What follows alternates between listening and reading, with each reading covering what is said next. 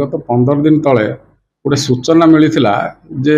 दईतारी जंगल area रे किसी माओवादी मूवमेंट रही इनफॉरमेशन को आधार करके आमर पुलिस रो गोटे टीम फॉर्मेशन होता जो थी कि आमर माओइस्ट ऑपरेशन एक्सपर्ट किसी थिले साइंटिफिक और टेक्निकल टीम थिले एवं लोकल इंटेलिजेंस जो स्टेट इंटेलिजेंस स्टाफ थिले आमर विभिन्न एंगल रु या पर इंक्वारी कराला से जंगल भितर रही 55टी ट्रैप कैमेरा सीसीटीवी जो रही भेरीफाए कराला साइंटिफिक एंगल विभिन्न प्रकार आम जो सन्देह जो लोक आसूला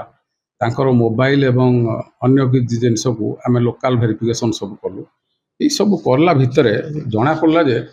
किसी जंगल विभाग कर्मचारी ए संपुक्त अच्छा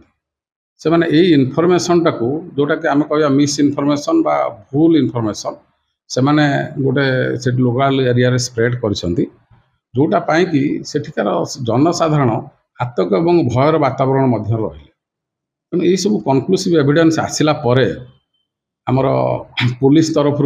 गोटे केस रजिस्ट्रेशन कराई दईतारी थाना गोटे केस से केस नंबर है 31/2025 सेक्शन हूँ 353(1)(b) 217 और 35 जोटा कि 34 आगु ये केस गोटे तदंत केस रजिस्ट्रेशन करा तदंत चली से तदंत समय आम बहुत किसी एविडेंस पाइछु